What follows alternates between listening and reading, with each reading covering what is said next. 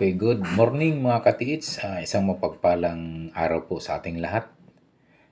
Mayroong tayong ididecode mga katiits. Mayroong nagpapadala ng isang hugis turtle o pawikan o pagong tawag sa Tagalog. So, ito ay nasa seaside area. Talagang mukha siyang pawikan o pagong ang kanyang pagkahugis mga katiits. Ito po ay padala po ng isang katiits natin, nagpatulong sa pagdikod o sa pag-analisa kung ano po yung posibleng location ng kung mayroong positive items ba ang area na yan o ating matulungan ang ating kasama nating katiits.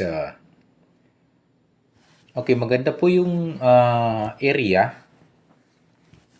mga katiits kasi sa tabi siya ng dagat at ang gilid noon ay di gaanong kalayuan yung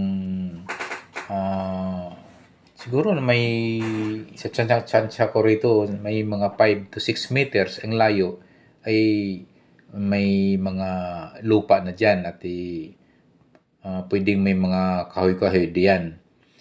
So, itong aking pag-aanalisa rito mga katiits, itong pointing ng pawikan mga katiits ay nakaharap ito sa may gilid ng pangpang. So, nakatingin siya mga katiits sa may bandang west, east and west yung kanyang pointing, yung head pointing niya. So,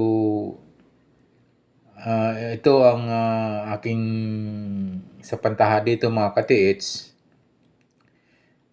Pwedeng gamitan nyo ito ng kung mayroon kayong kumpas. Pwede na nga yung kumpas ng mga katiits sa cellphone, i-upload nyo lang app ng kumpas. Pwede nyo magamit at maganda rin yun. Accurate din yung kanyang detection sa yung pagbabasa po ng kumpas. So, i-try nyo mga katiits, yung pointing, yung pinaka-head pointing niya, yung pawikan,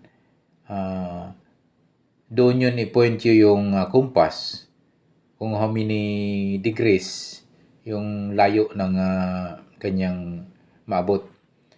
So, ito nga sa aking pag-analisa rito, naka-point po ito, nakatungo ito sa baba ng sa gilid mismo ng gilid ng ayan, ilagyan ko ng arrow, nakagilid po ito sa pangpang na di kalayuan ay pwedeng buhangin na ang lupa noon. Kung hindi ako nagkakamali mga katiits, kasi nga yung picture na pinadala ay halos yung pawikan, yung image lang ng pawikan or turtle yung nandito.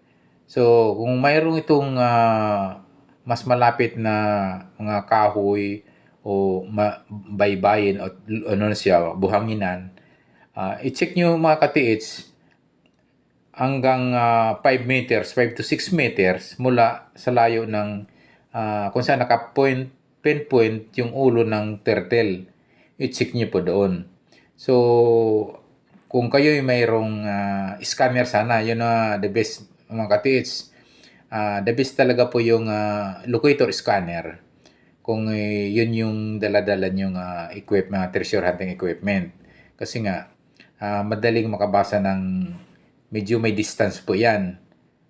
Kaya niyang bumasa ng mga 8 meters, 10 meters ang layo ng distansya ng item kung saan po nakaparoon yung items. So, i-try nyo mga test kasi yung naka-pinpoint po yung ulo ng turtle, nakaturo doon sa in between west and south. So, i-try nyo i-locate dyan ng equipment or scanner or locator yung area na yan. So, kung mayroon kayo napapansin dyan, kung baka may mga puno dyan, mga old tree dyan na pwedeng isa yun sa ginagawa nilang coordinated na markers yan, mga ka-TH. So, itong illustration, mga ka-TH, mayroon din ako napansin na siguro nasa mga 3 meters mula dun sa turtle ay parang mayroong kakaibang kulay yung malapit sa kanya, sa mga mula sa kanyang ulo, mga 3 meters, mga ka-TH, parang mayroon siyang kakaibang kulay ng mga bato na hindi katulad ng katabi niyang bato. So parang may pagka maputi at para siyang simento. So i-test nyo, mga ka-TH, i-check nyo na maigi yung 3 meters mula dun sa ulo niya. Malay mo baka yung kulay na parang simento baka ano lang yan, talagang man-made cement yan. Pwedeng dyan linagay yung item. So dapat panoorin kayo, mga ka-TH, at i-check nyo na maigi yung area. Yan naman ay isang illustration, pinpoint lang naman din yung ating ginagawa ngayon kasi nga kung wala kayong dalang treasure hunting equipment. So, sabi ko nga, mahalaga kung mayroon kayong mahiraman o mayroon kayong dalang locator. Maraming mura lang yung mga ka-TH ngayong mga locator ngayon, scanner. So, pinakadabis yan sa mga, lalo na sa mga seaside treasure item, mga ka-TH. So, yun, mga ka-TH, i-try niyo i-check yung west, in between west and south. Kasi mukhang maganda yung pagkaposisyon ng turtle, pagkaturo ng kanyang ulo. Ito pa yung sa baba niya, yung sinasabi ko na 3 meters mula sa ulo niya, ay may pagkakaibang kulay ng bato.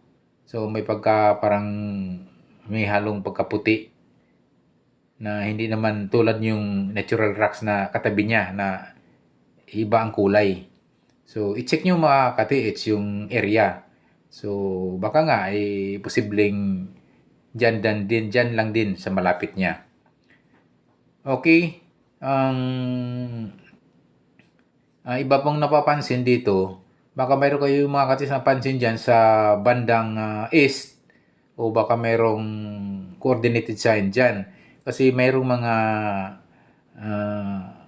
pagkakataon din na may mga coordinated signs yan, yung turtle.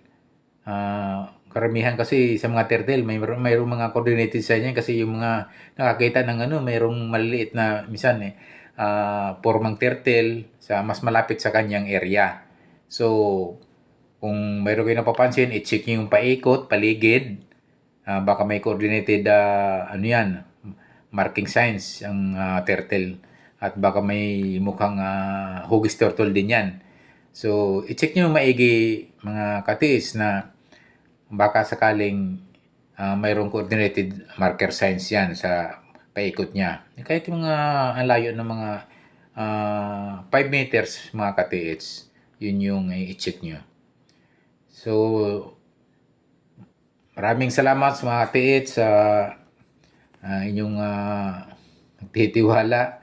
So, sana nakatulong ako kung yan ay hindi man tumpak na makita nyo, ma-check nyo. Sana nga makita nyo, mga ka-TH, para siyempre kapag na-hits nyo, makita nyo ay happy lahat. So, malaking tulong yung ka-TH kasi nga alalahan nyo, mga ka-TH, yung mga seaside, yung sa mga tabing dagat ay napakababaw talaga. So, napakarami nang nakakita ng mga items na minsan ang lalim lang ay 3 dangkal, 2 dangkal, malalim na ngayong 1 metro, mga ka-TH.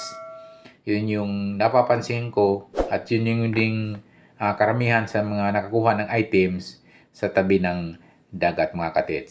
Maraming salamat mga katiits. Thank you for watching. Sana yung bago para sa akin channel, please subscribe and don't forget to hit the notification bell para updated kayo sa aking mga YouTube na palabas.